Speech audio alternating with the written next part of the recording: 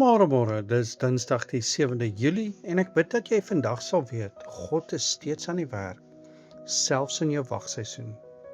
Laas het ons gesien hoe Josef vals beskuldig in die gevangenis gegooi is, maar nie alleen was nie, want die Here was met Josef.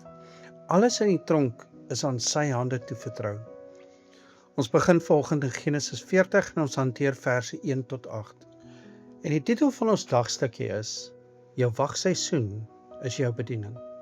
Nou soos ouer gewoonte wil ek afskop met 'n vraag vir jou, wat reguit na jou wagseisoen gaan kyk. Glo jy dat God jou kan gebruik, nie nadat die moeilikheid verby is nie, maar terwyl jy nog midde in dit is? Want die Bybel wys ons iets vandag, wat ons net nie kan laat verbygaan nie. Nou Josef's nog steeds in die gevangenis, en daar's geen uitkoms vir hom nie, hy wag. Dan lees ons in Genesis 40 vers 1 tot 4.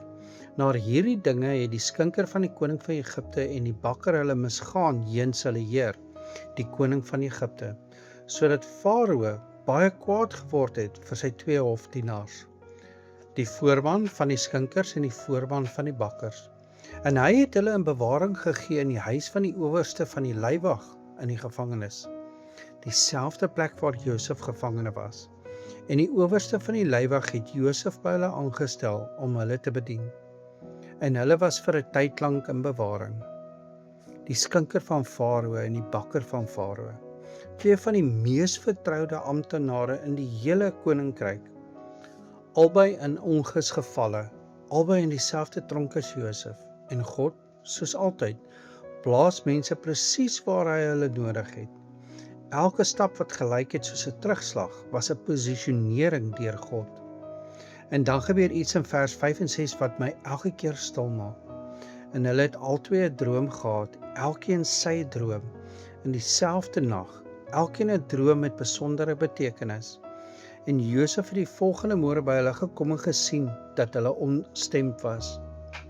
Josef, wat selfs 'n gevangene is, selfs vals beskuldig, selfs vergete, selfs in die wagperiode. In die volgende môre kyk hy op en hy sien ander se pyn raak, voor hy sy eie pyn vertel. Pyn maak ons gewoonlik blind vir ander mense. Pyn draai ons na binne toe. Maar iets in Josef, iets wat God oor die jare in hom gevorm het deurgebreek. En dan in vers 11, toe vra hy die hofdienaars van Farao en sê, waarom lyk julle aangesig vandag so droewig? Josef vra nie uit beleefdheid nie, hy vra omdat hy omgee, en deur te vra, open hy 'n deur. Jy hoef nie antwoorde te hê om iemand te bedien nie, begin net met 'n vraag. En dan kom vers 8, en dit is die hartklop van vandag. En hulle antwoord hom, ons het 'n droom gehad, en daar is niemand wat dit kan uitlei nie. En Josef vra hulle, is uitlegging nie 'n saak van God nie? Vertel my tog. Nou in die oorspronklike Hebreëus is die woord vir uitlegging pitron. Dis 'n unieke woord. Jy vind dit feitelik net in Josef se verhaal in Genesis. En Josef gebruik dit hier om 'n teologiese verklaring te maak. God is die eienaar van alle interpretasies. Nie Egipte se towenaars nie. Nie Josef en sy eie slimheid nie. Nie menslike wysheid nie. Josef het wel die gawe, maar hy wys nie na homself nie, hy wys na God, die een wat hom die gawe gegee het. Een vraag, maar dit verander alles.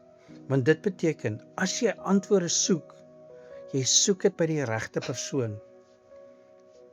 Maar hier is die wonder van hierdie verhaal. Josef het omgesien na ander in sy eie lyding. Jesus het ook omgesien na ander in sy eie lyding. Josef het gesê, is uitlegging nie 'n saak van God nie. Hy wys na God. Jesus het gekom om ons te wys, ek is die antwoord van God.